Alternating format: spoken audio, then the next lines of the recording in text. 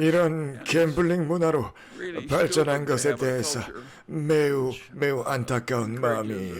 우리 모두가 이 험난한 주식시장에서 오랫동안 버틸 수 있도록 좋아요와 구독 부탁드립니다. 기반, 가치, 성장, 배당을 위주로 주식을 선정하는 오랜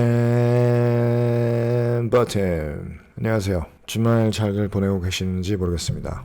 네, 지난주 마지막 날 채권 수익률이 1.5%에서 1.4 초반으로 떨어졌어요. 최근에 이게 오를 때마다 이 관략근에 힘이 조금씩 들어가서 변비가 걸릴 것 같았는데 좀 내려가니까 이번 주말에 장을 좀 피울 수가 있었네요. 이번에 1.9 트릴리언 달러 스티뮬러스 패키지가 하원에서 통과되었고 이제 상원의 결정만 남았는데 이번 지원금이 3월 14일까지 결정이 날 것으로 기대를 하고 있고, 사실 이날은 무직자들 지원금이 끝나는 날이기도 해서 승인 여부가 매우 중요하다고 볼 수 있겠습니다. 이 지원금이 누구에게 해당이 되냐면 이제 싱글일 경우 연소득 7만 5천 불 이하 또는 커플일 경우 15만 불 이하의 개인들에게 지급이 되는데요. 지난번에 두 번의 지원금과 다른 점은 이번에는 딸린 식구들까지 해당이 된다고 합니다. 그래서 한 명당 1,400불인데 가족이 4명일 경우 5,400불을 받게 되는 거죠. 그렇게 해서 이번에는 대학생, 장애인, 그리고 노인들까지도 이번 지급에 해당될 것이라고 합니다. 사람들이 보통 지원금을 받으면 이제 많이 쓰는 곳이 아무래도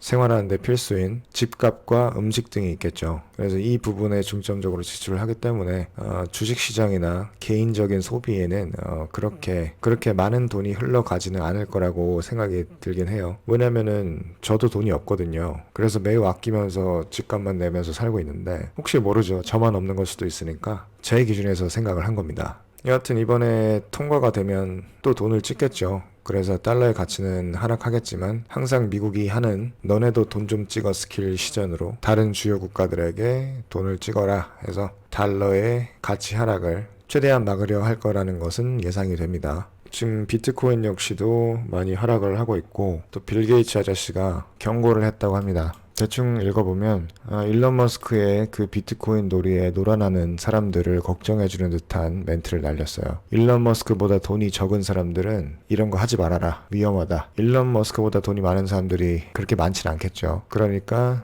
여러분들 모두에게 말을 하는 겁니다. 이런 것에 선동당하지 말고 정신 차려라, 뭐 이런 식으로 말을 하고 있는 것 같네요. 그리고 우리가 인플레이션 수치를 한번 보면은 코로나 터지고 나서 0.1%까지 쭉 내려갔다가 지원금과 같은 돈을 조금씩 풀어주면서 인플레이션이 기존의 1.5% 정도였던 수치로 복귀를 했고 또 계속 1.2, 1.4%로 유지를 하고 있어요. 그래서 연준에서 말했던 것처럼 아직 인플레이션 상태는 괜찮다라고 말을 하고 있는 상황이고, 사실 이 인플레이션이라는 게 뭐 1%에서 2% 정도로 올라가서 유지하는 거는 그렇게 나쁘지 않은 겁니다. 왜냐면 그만큼 물가도 상승을 해줘야 만드는 회사 입장에서도 아직 우리의 물건들이 가치가 있구나 라는 생각이 들어서 열심히 찍어낼 거고, 또 사람들은 그 공급에 맞게 수요도 적절히 일으켜줄 것이기 때문이죠. 근데 이렇게 인플레이션이 만약에 계속해서 올라간다고 하면 화폐의 가치가 내려가기 때문에 인플레이션은 즉 화폐의 가치가 떨어진다는 뜻이죠. 그러면 시장에 돈이 많이 풀렸으니까 정부에서는 금리를 올리든지 아니면 좋은 조건의 채권을 발행을 해서 이 돈을 다시 빨아들여서 인플레이션을 내리려고 하겠죠. 그러면 또 그때는 주식시장에 안 좋은 영향을 받게 되는 거죠. 이때 제일 영향을 많이 받게 될 주식들이 성장주입니다. 기반이 있고 이미 가치를 창출하고 있는 회사들은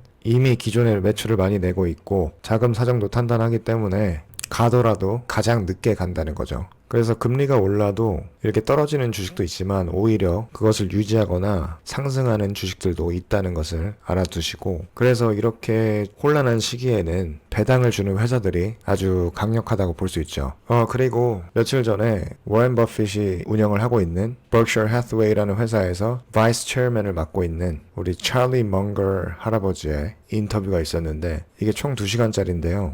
여러분들한테 2시간을 다 보여드릴 순 없고 그 부분들 중에서 오렌 버팀의 투자 철학과 연관이 돼 있는 부분들을 몇 가지 따서 번역을 해서 준비했으니까 한 번씩 보시고 기존에 현재 많은 이슈가 되고 있는 비트코인과 테슬라 그리고 로빈후드, GME 사건 이런 것에 대해서 기존의 투자에 있어서 훌륭한 분들은 어떤 생각을 갖고 있는지 참고를 해보시기 바랍니다.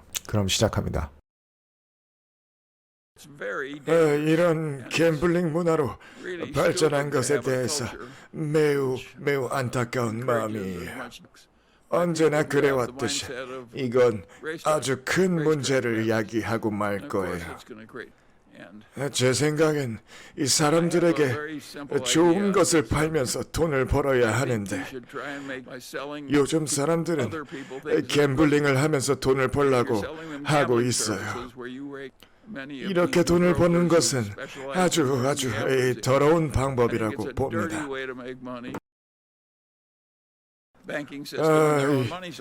이 비트코인은 은행을 대체할 수 있을 것 같지 않아요.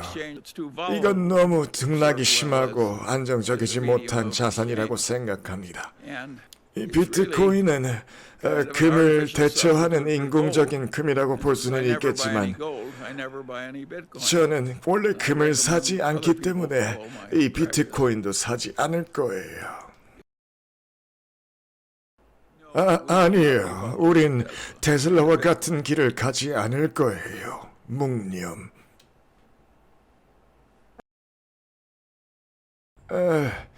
그건 참 좋은 질문이구만. BYD는 첫 5년간은 계속 횡보를 했어요. 하지만 작년엔 5배가 올랐죠. 이 중국의 자동차 생산 회사로서 자리를 매우 잘 잡았어요. 우리는 이 주식을 더 이상 새로 사지도 않고 팔지도 않을 거예요.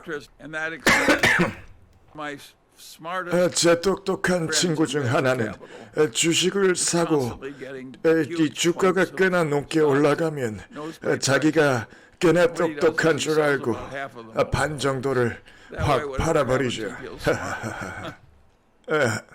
하지만 전 그렇게 하지 않아요. 물론 그의 투자 방식도 비난을 하지는 않습니다. 로빈 후드는 공짜가 아니에요. 공짜인 것처럼 보이는 공짜일 뿐.